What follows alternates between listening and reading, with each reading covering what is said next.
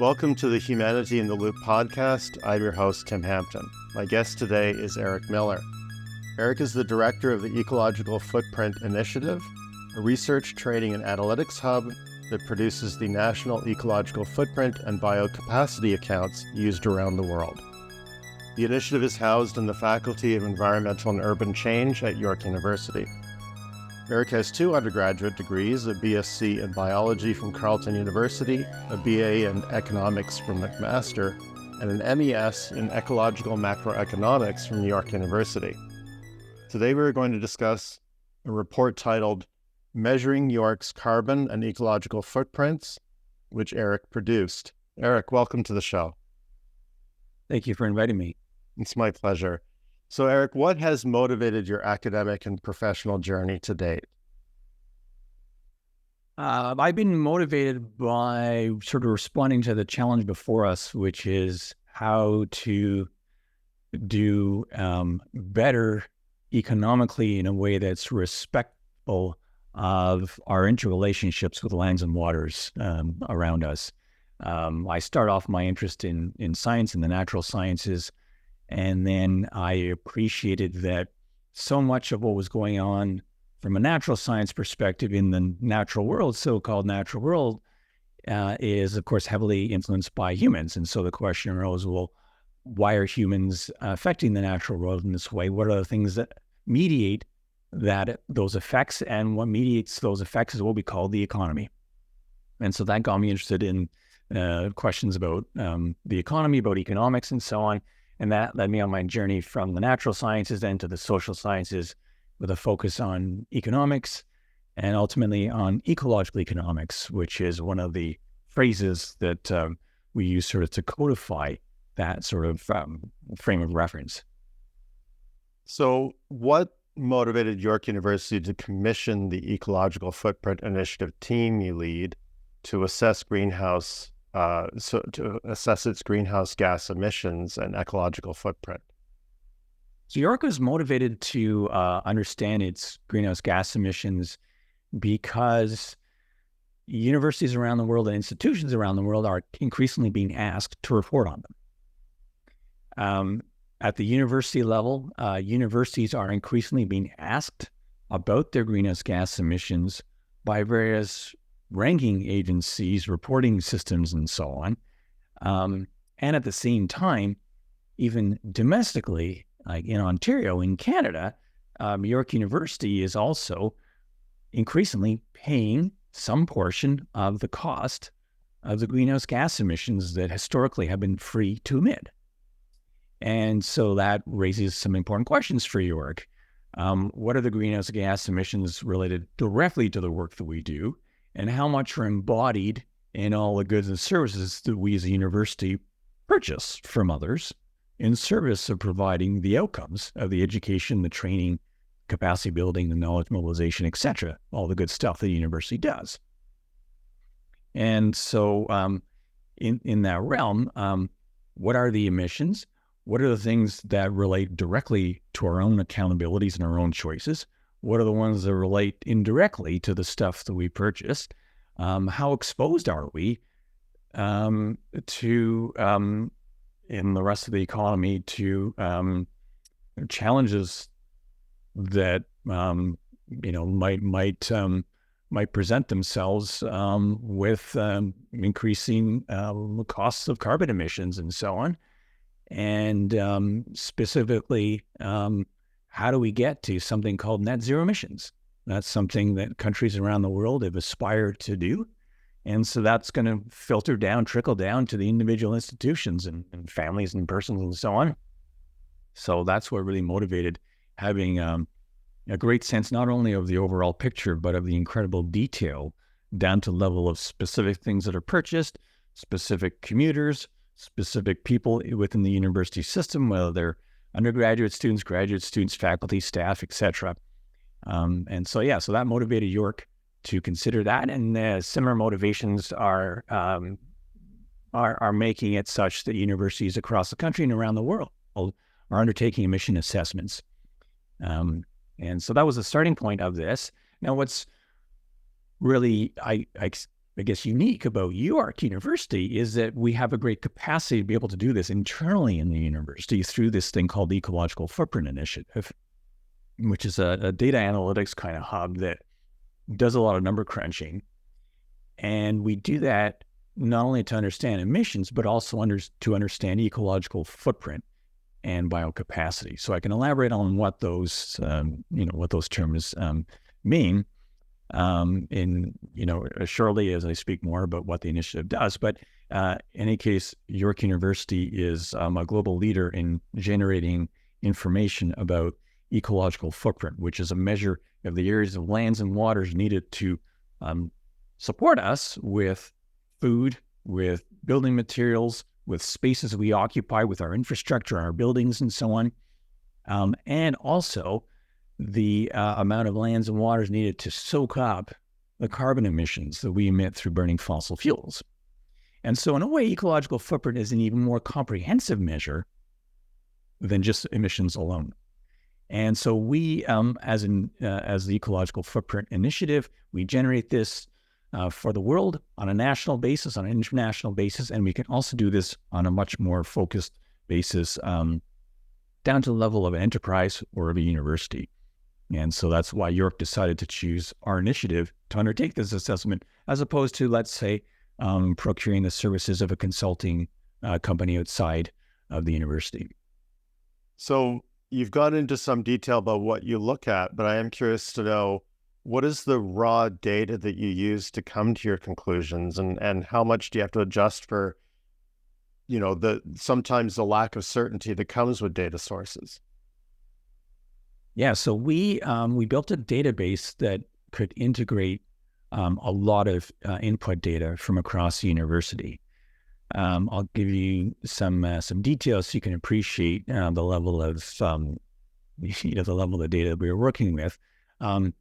So we were provided a dump of all the expenses besides salaries of the university, of all goods and services. So there were about 1,200 different account codes that relate to all sorts of interesting details.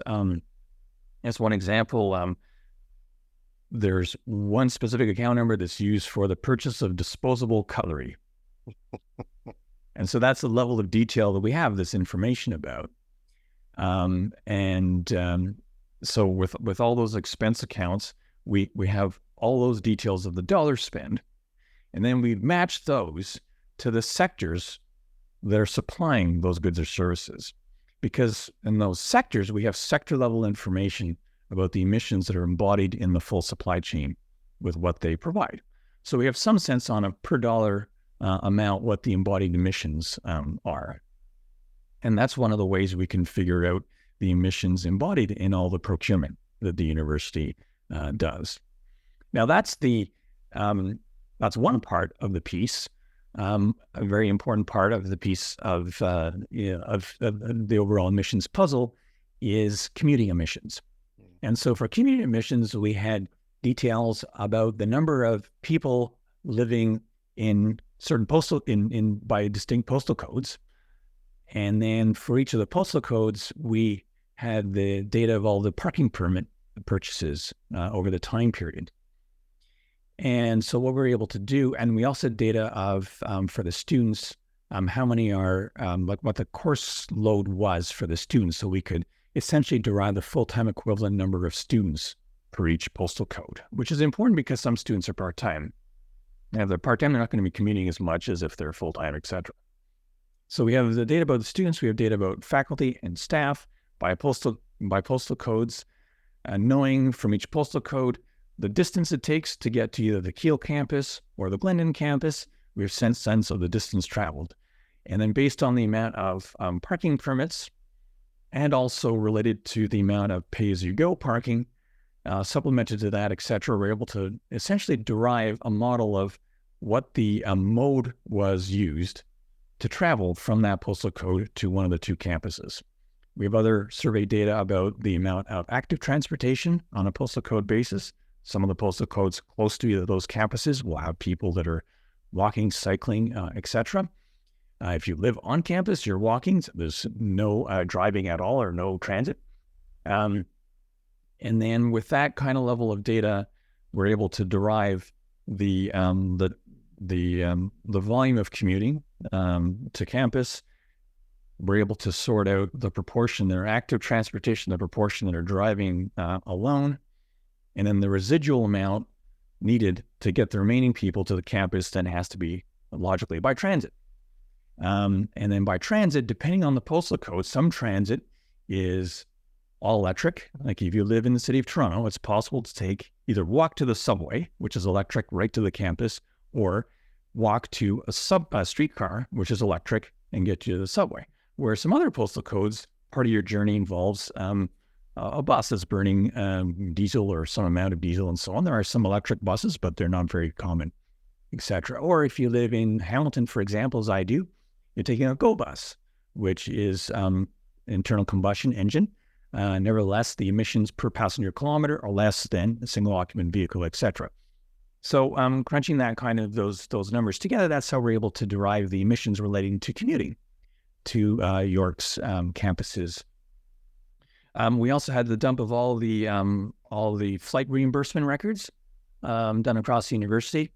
Get down to the detail of the individual flight, the starting point, the arrival point, the flight class, which is very important because the flight class relates to the amount of emissions embodied, sort of in that seat, essentially. And so we've got data around that. And then we also have very detailed data around the fuels and energy that was consumed by York University at all of its campuses. And that's really important because that relates, of course, to the emissions related to the consumption of electricity or the generation of electricity, which is the case at York University, where it has an on-campus power plant at its Keele campus. So that's, a bit of a sampling of the data, of the details that we had to work with. And it's really important to have those kind of levels of detail. Now, a university can still figure out, roughly speaking, what its emissions are based on even just aggregated data.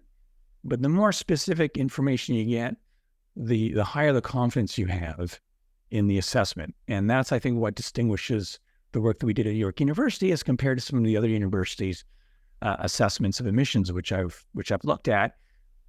A lot of the other universities' assessments were done by research teams that didn't have as much fine-level detail information as we did. Yeah, so you certainly sort of detailed just how detailed the analysis is. This is not a back of the envelope thing. This is the back of a million envelopes. But what's also interesting is not just the depth, but also the breadth. It's the fact that you're looking at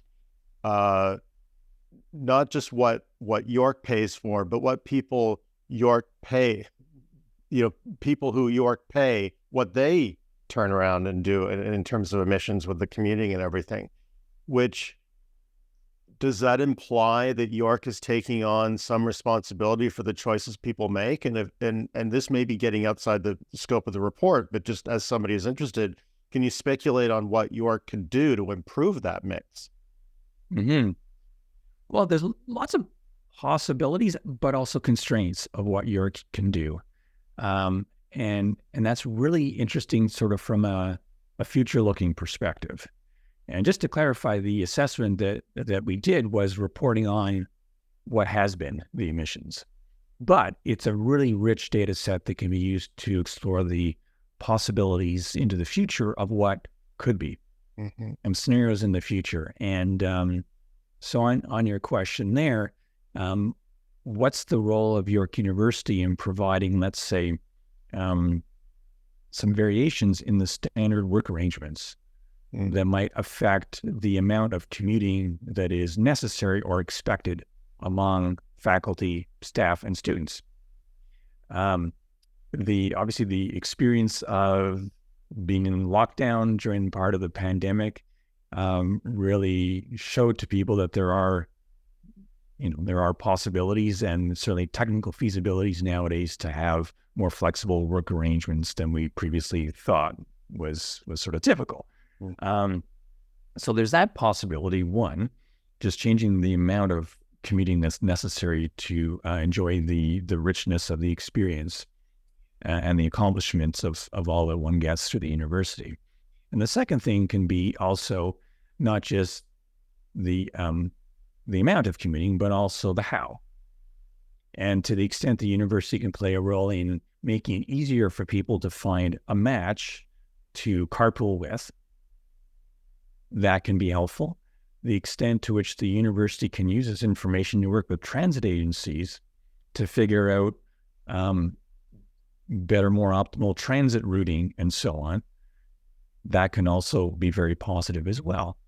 There is also a lot of interest nowadays, even for those who are, let's say, driving, even if it's a single occupant vehicle or ideally a high occupant vehicle where they're traveling with at least one or two other people in the car.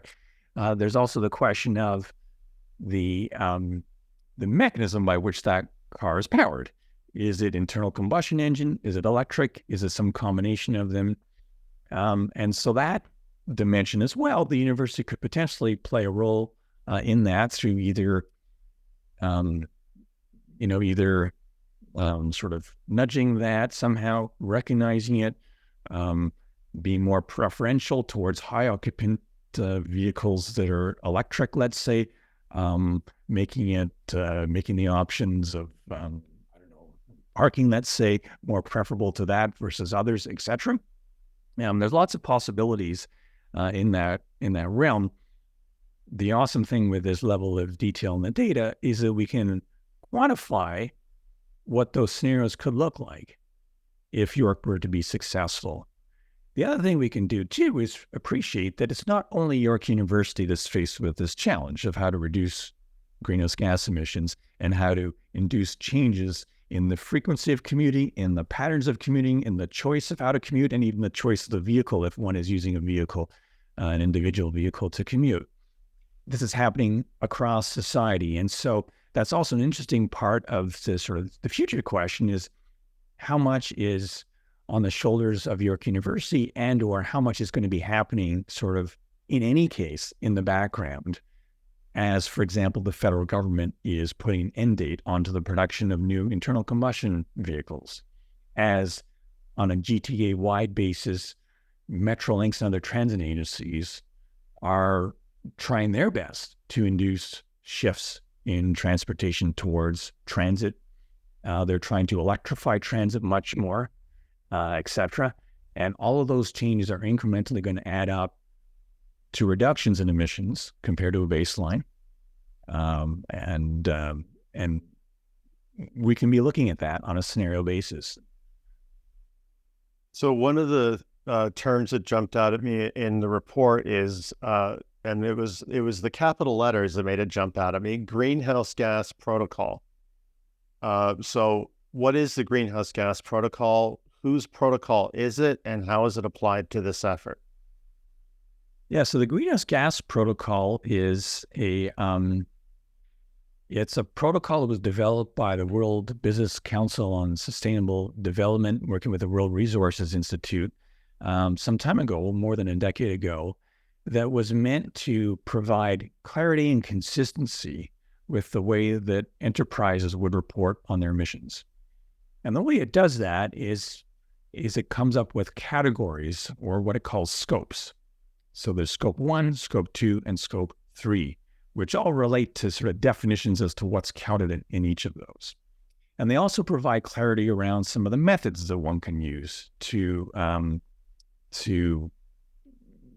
estimate or to measure the emissions attributed to those scopes. And so the logic is that scope 1 is representing the emissions that relate to the direct control of the institution. So it's emissions relating to the tailpipes of the vehicles that are owned or used by the institution. So in the case of York University, the vehicles on campus used by, like for snow removal, used for the maintenance of the campus, security, etc.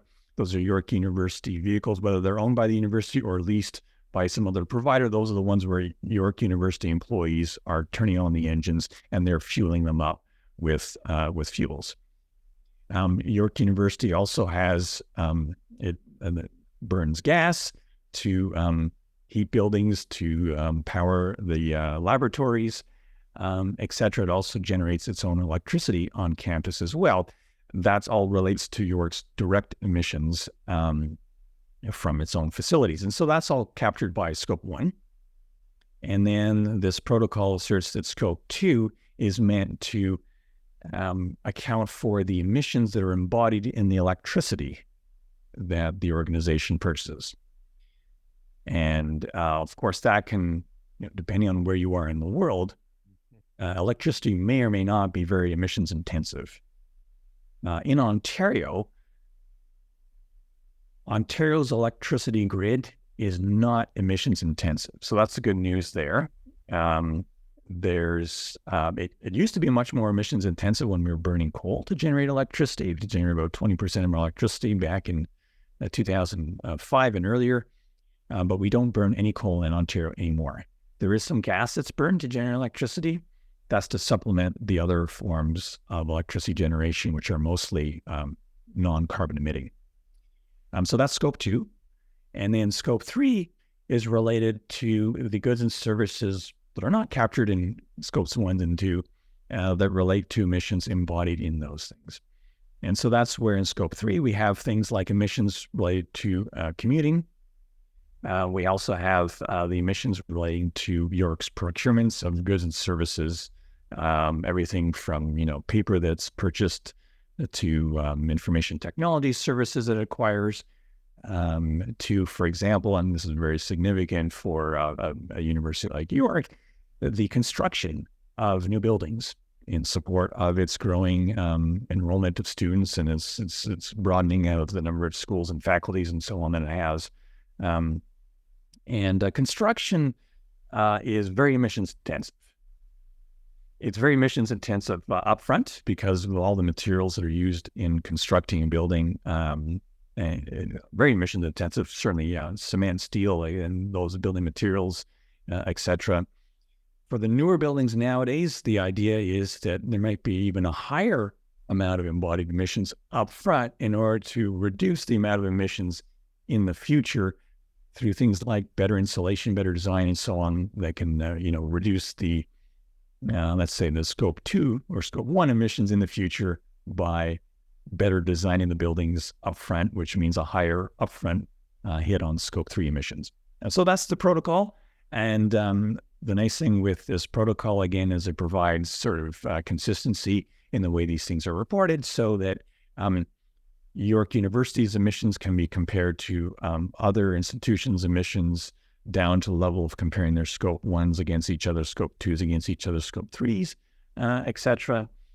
And it's also important, too, because at this point, more and more of the world's emissions are being measured and priced, but they're not all priced yet and not also directly measured along the supply chain. So there's still a lot of question marks. Like if York University asks, let's say its paper suppliers, what are the emissions embodied, per sheet or per ton or per box or whatever, per carton of paper? And some companies can reveal that because they've done the calculations, and some haven't yet done the full calculation. So there's a lot of this calculation stuff happening at this very moment. And the more that other organizations calculate their Scope 1 and 2 emissions, the easier it is for York to ask for that, so that when York is deriving its Scope 3 emissions, it can correctly embody exactly what their emissions are. So there are a couple of really interesting threads to pull on there. One is that it's no accident, I think, that you are interested in both ecology and economy, because there's a couple of things like, for example, a net present value analysis to be done that's financial, but also a net present kind of emissions analysis to be done. The more we emit up front, theoretically, the less we emit in the future. And there's a way to calculate the true long-term impact. Mm-hmm. The other thing is, I don't know how carbon credits and the carbon markets work, but we have a concept. We have a harmonized sales tax, a value-added tax in Canada, HST. And there's this notion of an input tax credit. So if I sell you a piece of paper, and then you sell that piece of paper again, you don't pay the full you don't have to come up with the full HST. They pay some, and then your customer pays some, and you pay some in the middle. Does that happen with carbon, or does everybody pay the full carbon load for every step? Well, that's the short answer is it's changing, and it depends where in the world that part of the supply chain is. So at this point in this year of 2023, the estimate, I believe, the latest estimate is about, on a global perspective, I think it's just under about a quarter of all emissions happen in jurisdictions with some carbon pricing system. And the carbon pricing system, you can categorize them in two different realms. One is a direct price per each unit in the form of something like a carbon tax, which is that per each ton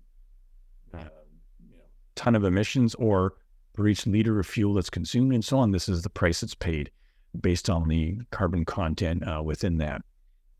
The other approach is what's often referred to as emissions cap, often emissions cap and trade kind of system, which is more of a quantity constraint, which does induce sort of changes in the prices of fuels and so on, but it's more around sort of capping the quantity of emissions to a certain level in the jurisdiction, and then allowing all those who are emitting to sort amongst them who is going to be making the reductions at what price, and then they can buy and sell credits and so on. Right. And so regardless of it, whether it's a direct sort of price-based approach to meeting that, or whether it's a quantity-based approach that induces price changes, that's about a quarter of the world's emissions or so are captured in a jurisdiction of one form or the other. When you get down into the details, the comprehensiveness of that system in each country varies a bit. In Canada, I think the estimate is around, I think it's in the Pan-Canadian pricing framework. I think the aim is to capture something around 80% of all emissions through that system. And so the logic there is that as the good or service moves through the supply chain, each of those entities, when they're adding their value to it, the fuel that they consume to do that, the materials that they consume to do that, have carbon pricing built into it, so that their value add to that comes at the cost that includes the notional carbon price, let's say. Okay. So that's the objective, so that as it goes through the chain, the incremental emissions are being added on, so that if you're the final consumer of that thing, by the time it reaches you, the price you're paying includes the emissions embodied throughout its supply chain. Okay. But of course, especially in Canada, we engage with a lot of trade with the rest of the world, and the rest of the world's not completely at that scope yet. So there's some really interesting policy proposals as to how to sort of cover the shortcomings and so on. But for the time being, you've got sort of a bit of a mix as to some of the things that we purchase. There is a price of carbon sort of embodied in them. The price might vary depending upon how much domestic versus imported content there is. And also on the imported content, depending on where it's coming from in the world, it might be higher or low emissions embodied in that. So if I understood correctly, Canada has a carbon price as opposed to cap and trade. It varies on a provincial basis. So in Ontario, it's a carbon tax. It's a price-based approach, and whereas previously in Ontario we had a cap and trade system. So we've actually experienced both in Ontario. Some provinces still have or use a cap and trade kind of system. For example, Quebec next to us.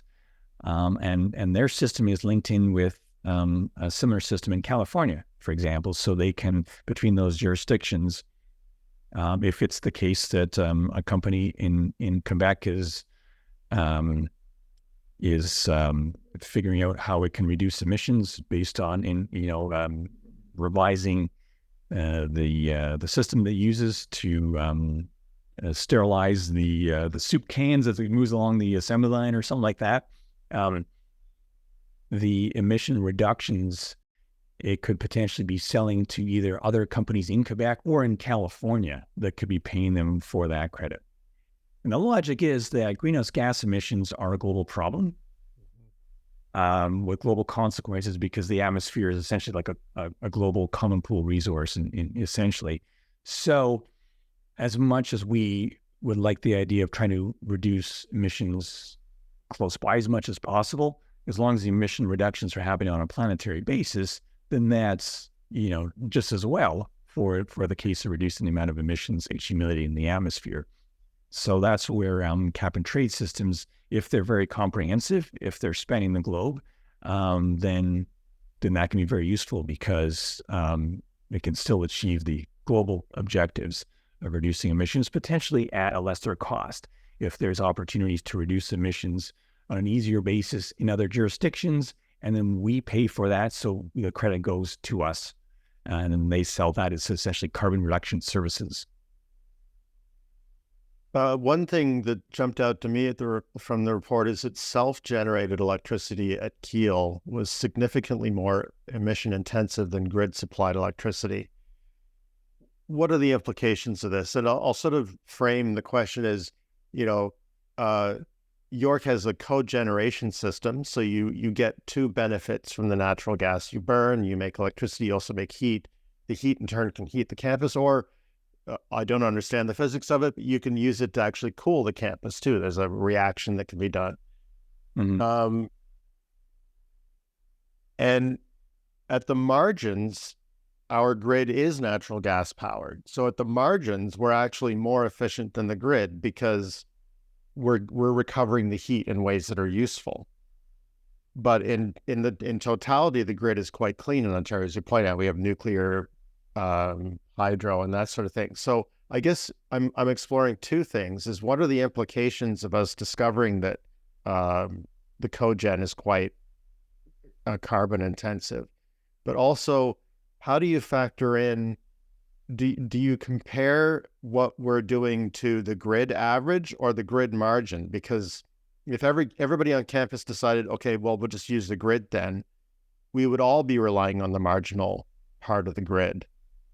It's a long, complicated question, but how do you think through those issues of it's sort of, the report sort of suggests we just turn the cogen off completely. But if everybody did that, then we'd all be on natural gas, or at least at the margin. Yeah, just for clarity, the report doesn't offer or doesn't prescribe what to be done, but there's a great team at York working on what to do to reduce emissions, and so I can comment a bit on their thinking of this. So their thinking is to move towards much more purchase of electricity from the grid, so that York is not generating as much of its own electricity, and that would significantly reduce emissions. As you note, the system at York is the gas is burned to move turbines to generate electricity, and then the heat from that is used on a district heating system. But even including the heat on the district energy system, the overall efficiency from a carbon perspective is so much greater to go fully Ontario grid electric. Now, the challenge, as you note, is that if York and everyone else is doing that at the same time that more and more people are plugging in electric vehicles into the grid and so on, then there's the question of the sort of the cumulative effects of all this is, will the Ontario grid be able to keep up with the electrification of what was previously, combustion mobility or combustion-oriented heating in Ontario? And so that's a question that's before things like the independent electricity system operators, for the Ontario Energy Board and so on, but that's all sort of wrestling with this. And of course, the Ministry of Energy that's thinking about the long-term plans and what the capacity needs are for Ontario, et cetera. And from my read of their read into the future of scenarios, it looks like the baseline case is for the electricity in Ontario to become more emissions intensive unless something is deliberately done to change that. Mhm. Because, as you know, the fallback is to ramp up gas-generated or gas-fired generation of electricity in Ontario in the coming decades. So that's the question for Ontario. How much more untapped hydro potential could be brought online, potentially? The big questions about the nuclear capacity in Ontario. It's certainly, a lot of it is quite beyond its sort of initially planned for life. There has been refurbishment of various units at Pickering and other of the reactors at Bruce and so on. Question about how much more of that is possible. Big questions around whether to import hydropower from Quebec. Mm-hmm. And Quebec is ramping up its hydroelectric production and wind in a very large way as well. So there's lots of, I guess, potential in that space, but there's also lots of questions because it's all about the future. So from a York University perspective, what York University can do is it can make scenarios in the future. We can use the baseline if nothing else changes in Ontario.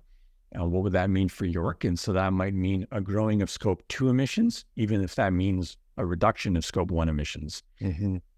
But by sort of on the basis of number crunching, it looks like certainly York could reduce its Scope 1 emissions way more in excess of what it would increase in Scope 2 emissions by making the shift away from burning gas on campus to generate electricity and heat. For sure. In 2020, if I'm reading the report correctly, York's emissions were 14% below a comparable benchmark of all Canadian university emissions. Does the research suggest a reason for this? Does York have advantages, or was it a blip in terms of time? Because I noted that it went back up again. So do you have any interpretations of that? Yeah, I have a couple of thoughts on that. One is to appreciate sort of how we did that benchmarking. And so this benchmarking is pretty coarse, I would say. And the logic is that we use data from Statistics Canada about the average amount of emissions per dollar of output from all the universities across the country. And so with that statistic, there's one statistic of emissions per dollar for every calendar year that we get from Statistics Canada. So with that one statistic, we can apply that to York University or to any university and figure out on a national average basis, what would be the emissions corresponding to Scope 1, 2, and part of Scope 3, without even going into the details of the university. Like, what would be that amount if this particular university were the national average? And so that's how we made that comparison in the York evaluation, and found that there was, in the 5-year period that we examined, there was 1 year where York's emissions on a per dollar equivalent kind of basis were higher than the national average. And that was a year when York had a lot of expenses on a new building on campus. And so there's a lot of embodied emissions up front in that, as we spoke about before. And it may have impacted our net revenue as well, right? So the net revenue goes down and the carbon intensity goes up. So the ratio changes quite significantly. Yeah. And then in the other years, we were below that benchmark. I found it relatively surprising that we were below the national benchmark. I would have assumed at the start that we were, really close to it, because York University is a very large university in terms of enrollment. It's very significant nationally. I'm sorry, I don't know the exact stat in terms of if it's the third or the fourth largest university in the country or something in that realm. And so when you're that big, it would be expected that you would tend to be kind of close to the average, because if you're not, that means that there's got to be others on the other side of where you are away from the average. And so in this case, is sort of the interesting question that comes to mind are, with York being below that national benchmark, what are the ones that are above it to make that average? And the thing is that even if I can imagine a lot of the smaller universities potentially being very emissions intensive, I mean, how many of them are there that can add up, to be the equivalent of something like, for example, UBC, which I imagine would probably have pretty low emissions because its electricity grid that it taps into is virtually emissions free in BC. And I don't know the details of on campus if they have any kind of generation of electricity. I imagine they might not, because I think hydro is relatively cheap there. Even so, from just a pure fiscal perspective, historically they probably didn't generate a lot of their own electricity, anyways. But so I think part of the story probably relates to a lot of the universities in the country using not even gas to heat their buildings, but using heating oil, let's say. And heating oil per unit of heat that you derive from that is very emissions intensive. And it's something that's emerged on the national stage now with questions around, heating oil being more common as a form of heating residential houses and commercial things in certain parts of the country than in others. York University being in Toronto is easy enough to tap into the grid of gas, whereas other universities maybe don't have the potential there too. So I imagine that's part of the story. The one caveat I would say on all this too is that statistic does not include commuting emissions. Right. And the reason why it doesn't include commuting emissions is that the university doesn't pay for commuting. So so there's no transaction. There's no transactional purchase of commuting. So therefore, with the logic of the statistic generated by Statistics Canada, there's no embodied emissions in that. So that's where on the national benchmark comparison, we compare York Scope 1 and 2 emissions and Scope 3 without commuting to make that comparison consistent with that national statistic.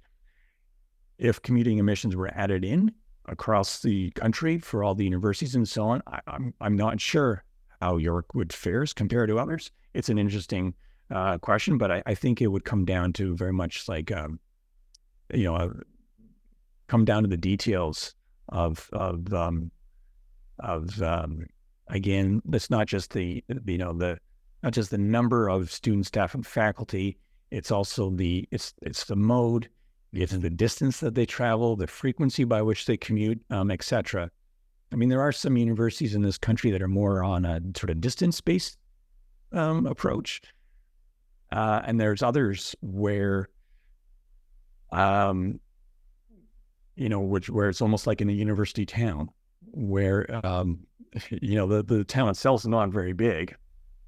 And so even those who are driving from the suburbs of the town, it's actually not very long of a commute and so on. So anyways, that would be interesting as a comparison, but I was delighted that there was that statistic from Statistics Canada that allows us to have some sense of benchmarking, because I think that's very important for other universities that might not have the capacity right now to procure a detailed analysis like we did. They can at least use that statistic sort of as the back of the envelope approach to answer this question in the space of like 5 minutes rather than 5 months or something like that.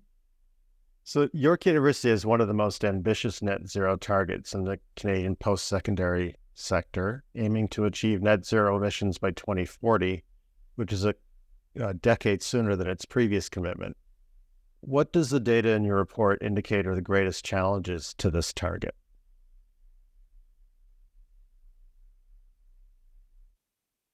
Probably the greatest challenges to getting to net zero emissions by 2040 is mapping out the scenarios of possibilities and constraints to getting there. So that would be more future looking rather than our own assessment, which was looking back in history. But so to get there, so York has direct control essentially over its Scope 1 emissions around choosing the fuels it uses to to heat its buildings, to power them, and the question of grid supplied electricity versus self-generated electricity, et cetera, as we spoke about already. So that's scope 1 and 2 being within the realm of control of the university. Scope 3 is a bit more challenging because the way that Europe can affect scope 3 is how much it purchases of goods and services from others in the economy. But that's going to relate to the volume of educational opportunities, the volume of research undertakes, et cetera. So that's where it's a bit more challenging to figure out those sort of scenarios. But it's also possible to figure out that by 2040, it's not only York University that will be on the path to reducing net emissions, but also other organizations as well.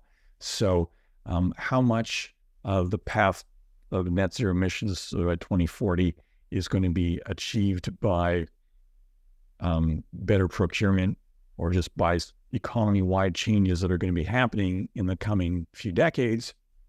How much is going to be deliberate by York, for example? Those are all the questions that could be examined through scenarios into the future. We didn't do that in the current assessment. That's certainly possible, and that's what York will be doing. They'll be using the rich data that we have amassed through the database we built for this to be able to figure that out. And then, of course, one thing to appreciate is that the goal of net zero emissions has the word net in there purposefully.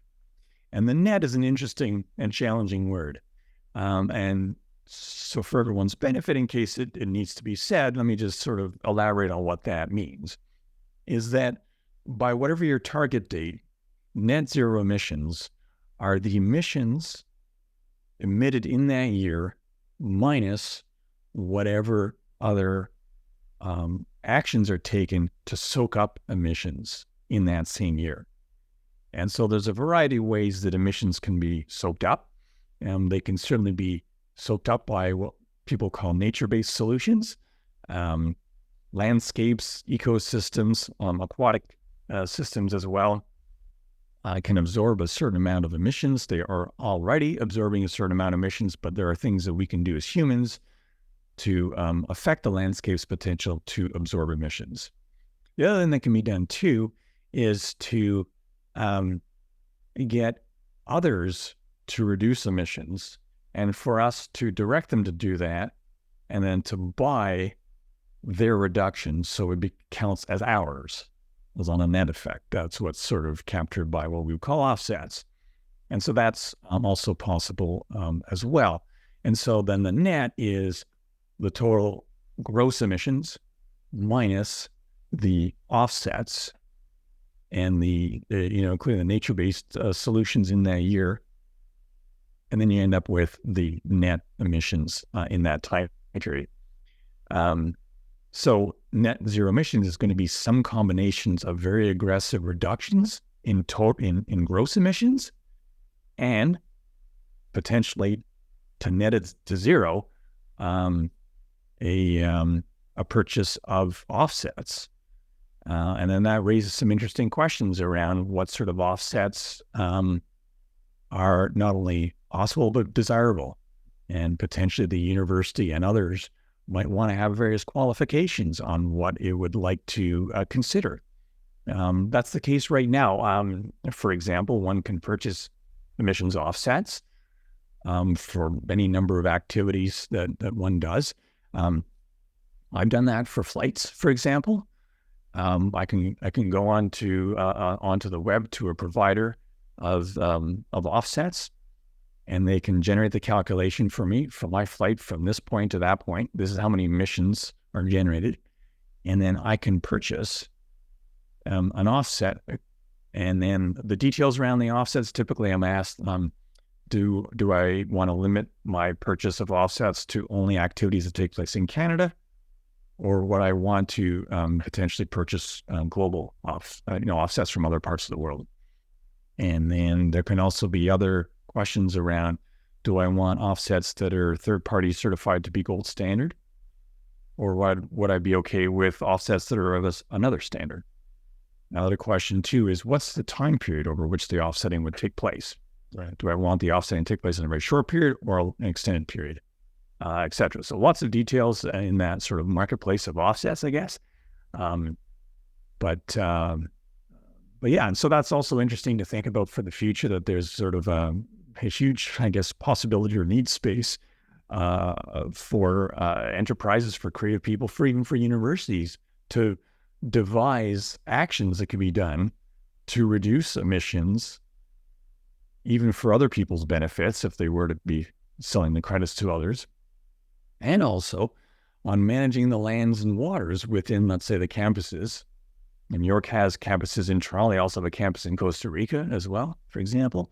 What are the things that can be done on how the landscape is managed to maximize its carbon uptake potential?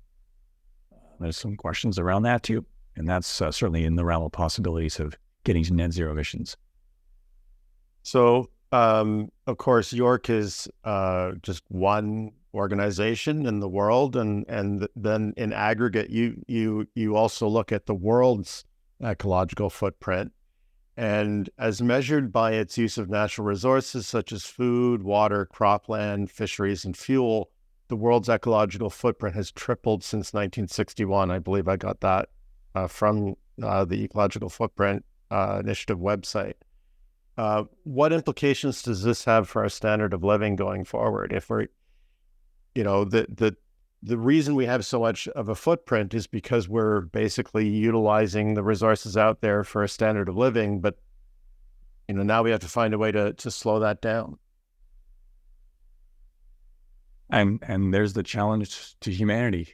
Mm-hmm. It's what's sort of really interesting and useful about ecological footprint accounting and biocapacity accounting is that it is very useful for engaging in questions about the possibilities and constraints of getting to net zero emissions for the planet. So Canada is one of, I think, 120 and plus countries that have committed to getting to net zero emissions by 2050. And, it's fairly straightforward to calculate the emissions produced in Canada in that time period, and also divide calculations of how much uptake of carbon by landscapes there would be in Canada in that year. But when we're thinking about getting to net zero emissions, we hear people talking about things like planting trees to soak up more emissions. But that obviously raising questions of, well, where are the trees going to be and what landscapes are they on currently? If they're on lands that are already absorbing carbon, what's the net change in that, and so on? From emissions perspective, the best place to plant trees is on lands that are also the most high yielding from an agricultural perspective. There's interest in using biofuels rather than fossil fuels in getting to net zero emissions, especially for, as we might imagine, planes, for example, that could probably be retooled much more easily for using a different form of fuel, liquid fuel, rather than, battery packs or something.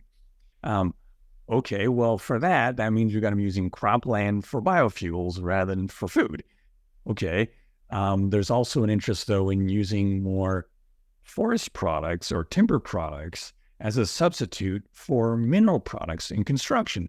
So building even taller buildings out of wood products rather than as much steel and concrete has been used historically.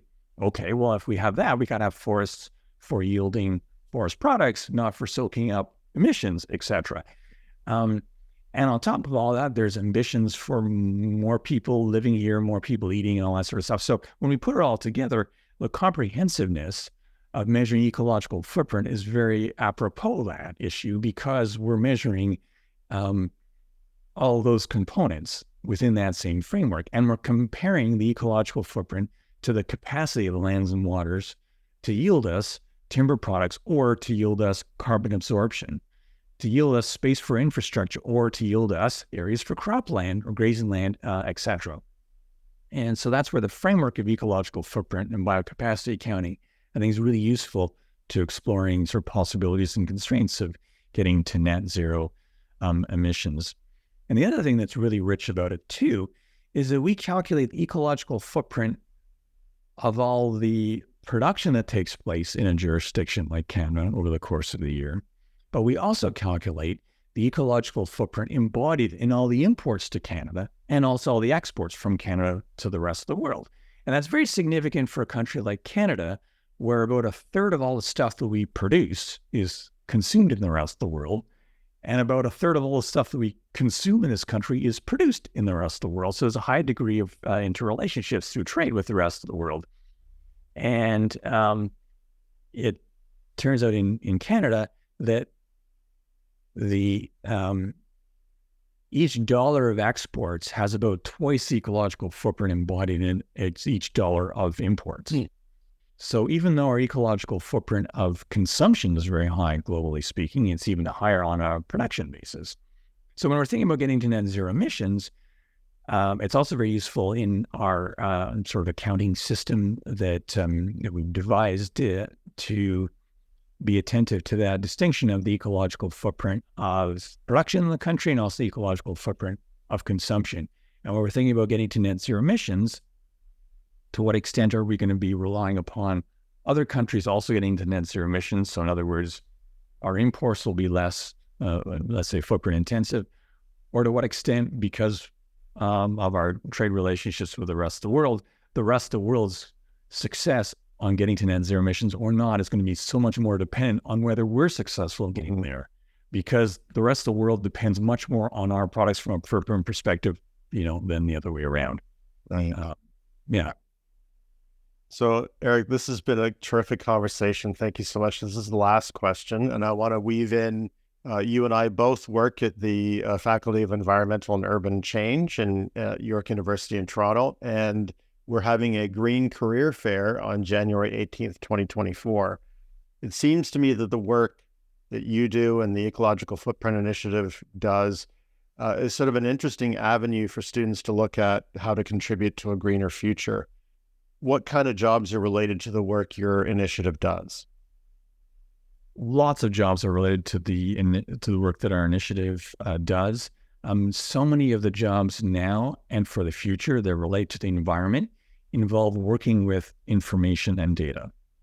And so we're tremendously proud that in the Ecological Footprint Initiative, we don't only generate data and information that's useful to the world and to enterprises like York University, but we do so in a way that is student-powered because it's generated by the work of students who we train up in what we call sustainability informatics.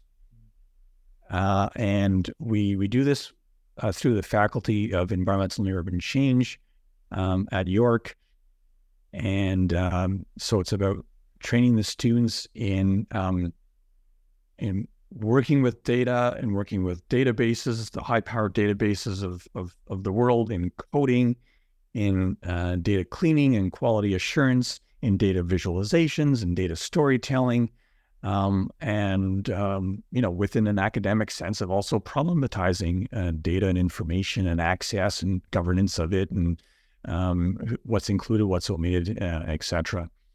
And so tremendously proud of the work that we've been able to do in the years that we've been at this, in training the students, and having their education also include the experiential component of producing these international accounts of ecological footprint and biocapacity, and having them named as such, producing such a very useful data set for the world, and for undertaking more specific projects at a smaller scale, such as the York University's emissions and ecological footprint assessment that I worked on with the PECs, Sophie and Elizabeth.